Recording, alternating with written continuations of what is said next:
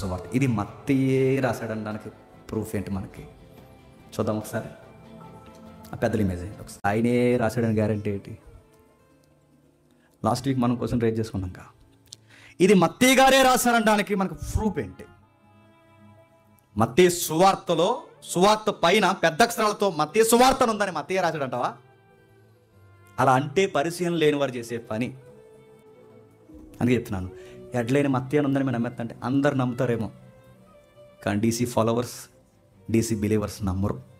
పరిశీలిస్తారు, డిస్కవరీ చేస్తారు, దాన్ని వెలికి తీస్తారు. తెలిసిన పదవి ఇది మా స్టాండింగ్ అని ప్రకటిస్తారు. లేదు ఇంకా ఉందంటే నువ్వు చెప్పు, సిగ్గు లేకుండా మేము మార్చుకుంటాం.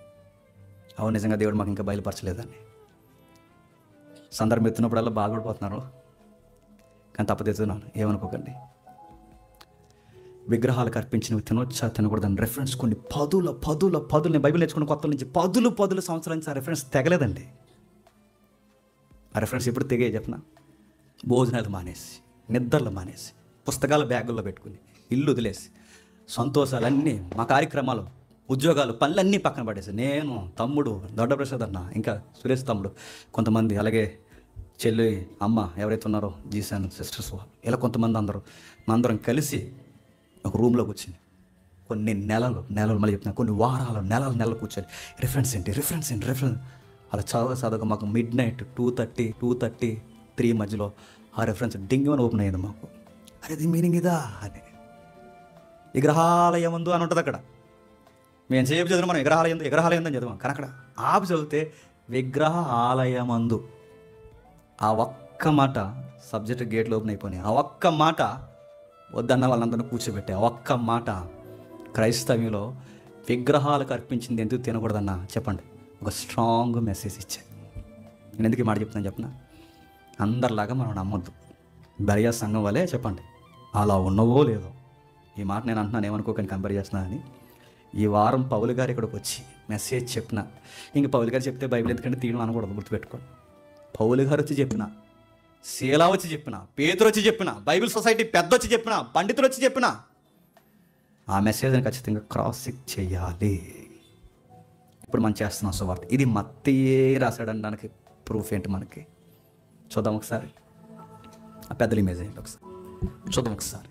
ఇది మత్తయి గారే రాశాడనడానికి మనకి ఏంటి ప్రూఫ్ ఏంటంటే, మొదటి శతాబ్దంలో 33లో ప్రభు అయిన యేసుక్రీస్తు వారు చనిపోయారు. ప్రభు అయిన యేసుక్రీస్తు వారు 33లో చనిపోతే సుమారు 25 సంవత్సరాల వరకు వీళ్ళ సువార్తలు రాయలేదు. ఎవరు? అపోస్తులు రాయక ముందే సువార్త రాసింది ఎవరంటే 70-60 మధ్యస్థంలో రాసింది ఎవరంటే మత్తయి గారి కన్నా ముందు కొంచెం 2-3 ముందు మార్క్ గారు రాశారు. మార్క్ గారు తర్వాత మత్తయి గారు రాశారు. వీళ్ళు ఇది రాయక ముందు వరకు నోటుతో సువార్త ఉంది, ఆ తర్వాత వీళ్ళు సువార్త రాస్తారు. ఇప్పుడు మనం హెడ్లైన్ మనం పెట్టుకున్నాం. ఇది ఎవరు పెట్టారు? బైబిల్ సొసైటీ వాళ్ళు పెట్టారు మత్తయి సువార్త అని రాసింది చూస్తారు. ఇది బైబిల్ సొసైటీ ప్రింట్ చేస్తున్నప్పుడు పెట్టారు మత్తయి సువార్త అని. బాగునండి. అప్పుడు మత్తయి సువార్త ఎలా ఉందా? ప్రతుల మీద ఉంది. అది ఇప్పుడు ఉన్నట్టు అధ్యాయాలన్నీ ఒకే దిక్కున ఉన్నట్టు ఉన్నాయా?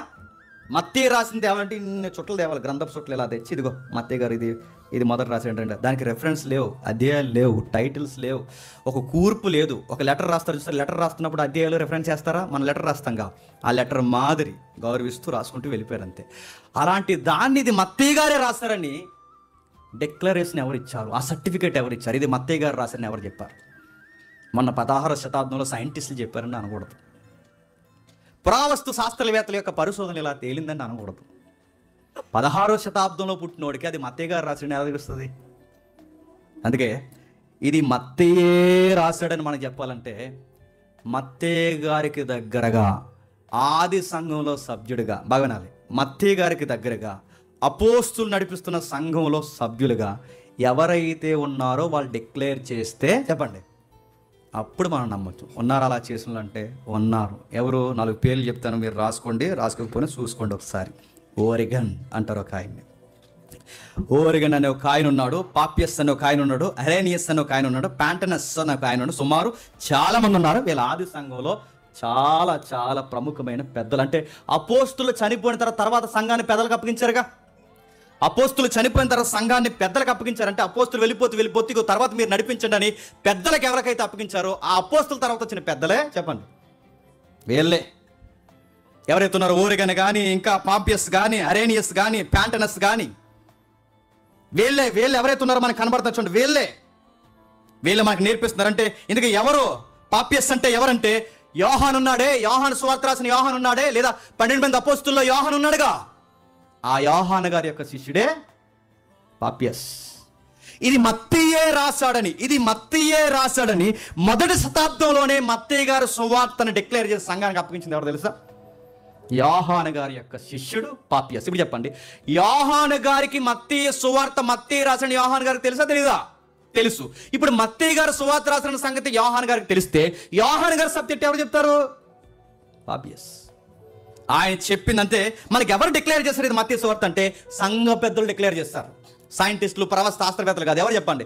పురాతనమైన మన లెగసీని పట్టుకుని వచ్చిన పెద్దలు ఎవరైతే ఉన్నారో ఆది సంఘపు పెద్దలే దాన్ని డిక్లేర్ చేస్తారు. అందులో ఒక ఆయన పాపియస్ అంటే యోహాను శిష్యుడు. ఈయన స్టోరీ ఏంటి మీకు అంత అర్థం కావాలి అంటే చెప్పడానికి టైం లేదు. వాళ్ళ జీవిత చరిత్రలు పుస్తకాలు ఉన్నాయి, చదవండి. లేదు మీకు ఎప్పుడైనా ఆసక్తి ఉంటే వీళ్ళు 4-5 ఉన్నారు, ఇంకా వాళ్ళ చరిత్రలు ఎప్పుడైనా మనం చూద్దాం. తర్వాత ఇంకెవరున్నారు? హరేనియస్. ఎవరైనా మొదటి శతాబ్దంలో 177వ సంవత్సరంలో సంఘానికి ఉన్న అనేకమైన సిద్ధాంతాల విషయంలో రోమ్ పట్టణానికి వెళ్ళి రాజుల ఎదుట హరేనియస్ ఎవరైతే ఉన్నాడో ఆ వచ్చిన ఆయన సంఘంలో మౌలికమైన సిద్ధాంతాలు ఇవి అని స్థాపించింది ఎవరో తెలుసా? హరేనియస్. హరేనియస్ మొదటి శతాబ్దం 7 అంటే 177 177లో అనేక సిద్ధాంతాలను క్రమానుగతంగా మాట్లాడుకోవాలని సంఘ పెద్దలు వచ్చిన క్రమాన్ని నేర్పించిన పెద్ద ఈయన కూడా ఏమన్నాడు తెలుసా? ఇది మత్తయి రాసిన సువార్తే అని డిక్లేర్ చేశాడు. పాంపియస్ డిక్లేర్ చేశాడు ఇది మత్తయి సువార్త అని. చెప్పండి. నెక్స్ట్ హరేనియస్ డిక్లేర్ చేశాడు. ఇంకెవరున్నారు చూడండి. ఇంకా ఆయన గురించి మనం మాట్లాడుకుంటే సిద్ధాంతాల విషయంలో హరేనియస్ ఫైట్ చేసింది. ఎవరైనా చదువుకున్న వాళ్ళకి కొంచెం థియాలజీ మీద చదువుతూనే అవగాహన ఉన్న వాళ్ళకి అర్థమవుతుంది. నాస్టిజంతో ఫస్ట్ టైం ఫైట్ చేసింది ఎవరు చెప్పిన? పౌలు గారి కన్నా ముందు, పౌలు గారి తర్వాత ఈయన. అంటే సంఘంలో నడవడికలో పౌలు గారి తర్వాత నాస్టిజంతో ఫైట్ చేసింది ఈయనే. నాస్టిజం అంటే ఏంటి తెలుసుగా? నాస్టిజం అంటే రకరకాల సిద్ధాంతాలు ఉన్నాయి. అందులో నాస్టిజం అంటే ఏంటంటే ఇది ముట్టుకోవద్దు, ఇది తినొద్దు, ఇలా ఉండొద్దు, అలా ఉండొద్దు, ఇది తాకొద్దు. ఈ మొదటి తిమోతి 4వ అధ్యాయంలో కొన్ని ఉంటాయిగా, అది తినొద్దు, ఇది ముట్టుకోవద్దు, ఈ టైప్ బోధ అంటే యశ్ప్రభు పేరు చెప్పి ఇవి తినకూడదు, మన నాన్ వెజ్ తినకూడదు, ఆకుకూరలు తినాలి, ఈ టైప్ బోధ చెప్పేది ఎవరంటే నాస్టిజం ఒక బ్యాచ్ అన్నమాట. వాళ్ళతో ఫైట్ చేసింది ఎవరు తెలుసా? పౌలు గారి తర్వాత ఈయనే హరేనియస్. ఈయన కూడా మనకు కన్ఫర్మ్ చేశాడు ఈయన మత్తయి సువార్త ఇది మత్తయి రాసిందే అని. ఇంకా మీకు అర్థం కాదంటే మోటోనిజంతో ఫైట్ చేశాడు, వాలంటిజంతో ఫైట్ చేశాడు, అనేకమైన ఆఫ్టిజంతో ఫైట్ చేశాడు. ఇంకా మాట్లాడుకోవాలంటే డైమెన్స్ట్రేషన్ ఆఫ్ ది అపోస్టలిక్ ప్రీచింగ్ అని ఒక అద్భుతమైన పుస్తకాన్ని రాశాడు. ఆ పుస్తకం ఎప్పటికీ సంఘ పెద్దలు చదువుకుంటారు. ఉన్నతమైన పుస్తకాలు చేశాడు, వాదించేశాడు. ఇంకా ఓరిగన్ అనే ఆయన మొదటి శతాబ్దం దాటి 185లో సుమారు 2000 గ్రంథాలు 2000 పుస్తకాలు రాశాడు ఆయన. 2000 పుస్తకాలు ఇప్పుడు రాయడం కాదు, ఈ 2000 పుస్తకాలు రాసిన ఆయన కూడా డిక్లేర్ చేసినట్టు ఏమని? ఇది మత్తయే రాశాడు అని.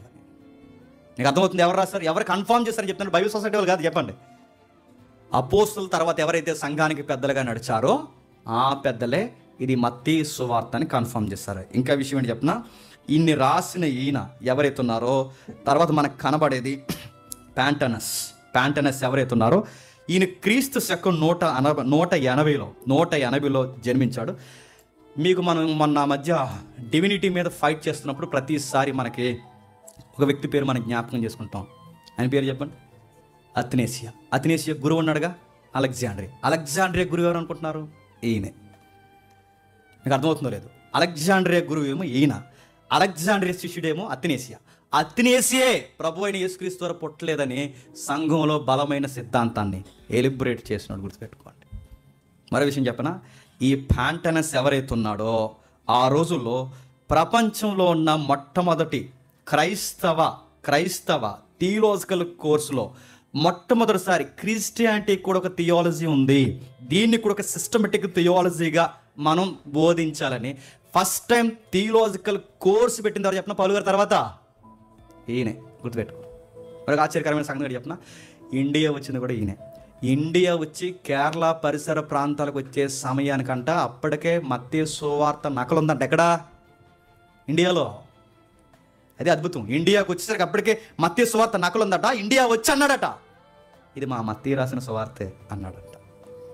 ఇలాంటి పెద్దలు బాగానండి, ఇది మత్తయి రాసిన సువార్త అని ఆ రోజు కన్ఫర్మ్ చేస్తే, ఆ పెద్దలందరూ కన్ఫర్మ్ చేసింది, ఆయా తరాల్లో కన్ఫర్మ్ చేసిన ఆ సువార్తని సంఘం అలా లెగసీగా అలా మోసుకుంటే ప్రింటింగ్ మిషన్ వచ్చిన తర్వాత, బైబిల్ సొసైటీలు వచ్చిన తర్వాత పెద్ద అక్షరాలు రాసి అధ్యాయాలు విడదీసి, మళ్ళీ అధ్యాయాలు ఎవరు విడదీశారు, వచనాలు ఎవరు తీసారు తర్వాత చూద్దాం మనం.